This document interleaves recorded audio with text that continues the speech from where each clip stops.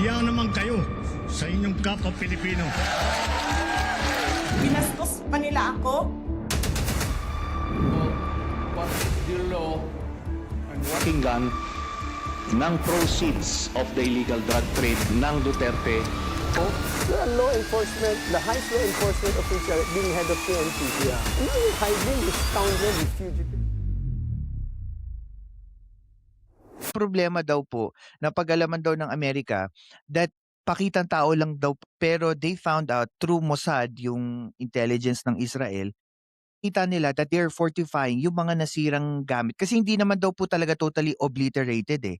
Na-damage lang yung structure ng nuclear facility pero parang finortify nila ngayon and sabi nila with 6-month surveillance, napag-alaman nila that the leader, the Ayatollah Khamenei, naando daw sa isang sa tingin niyo po if knowing this information, especially intelligence, tingin niyo po ba kung sa lagay po ni President Trump, do you think kasi nakikita ko po dito, this is a two-front attack strategy. Ang focus nila is yung leadership. Naman ng Amerika is the defense system at saka cyber warfare naman nila through Iran. Tingin niyo po ba dito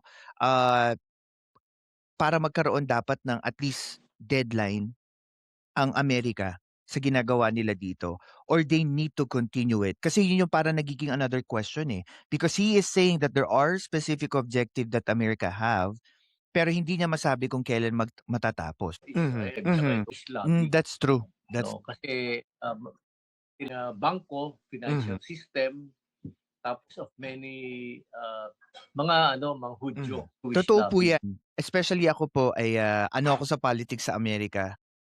I'm into elections dito sa States. Totoo po yan. May may sarili silang mga lobbyist at saka may sarili din silang PAC na nagpopondo po talaga sa mga kaalyado ni President Trump.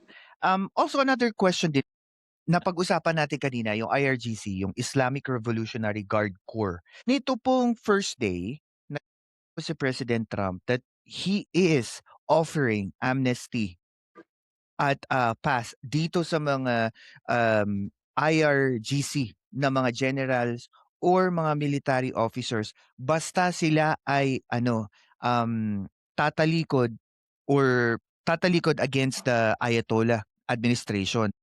Tingin niyo po ba will this have an effect dito sa mga generals or it will just heighten up yung epekto ni Ayatollah dito sa mga generals? Kasi parang sinasabi nila mahirap kasing mag-gauge dahil unang-una nung pumasok kasi si Ayatollah based on the history ng Iran, ito'y paliwanag lang, it's about ideology. And yun yung parang na-enshrine dito sa mga military forces eh. The idea na parang ang Diyos nila si Ayatollah. Tapos lahat ng sabihin niya, yun ang dapat nilang paniwalaan.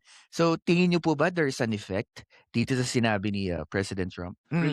Shiites, Sunni and Shia. Shia ideologues eh. Religious leaders yan. Tapos, yan, di ba yung Christianity dyan sa Muslims. At saka at saka ang tingin ko po kasi itong Shiites na especially nanggagaling sa Iran, they are talaga eh, they really believe dito sa mga turo ni Ayatollah. Kasi may mga napapanood po ako, yung kapag siya nagsasalita about sa mga sinasabi niya, mga Islam, talagang lahat ng sinasabi niya, there's no one even question him eh.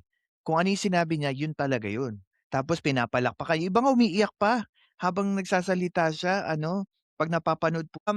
Another thing po, no, kasi, Yeah, kasi parang Pope nila yan. Parang Pope nila yan eh. Pope, siyempre, tayo. Nakikinig tayo. totoo po, Di ba? totoo. Hindi mo siya lagi nakikita, pero pag nakita mo siya, parang amazing.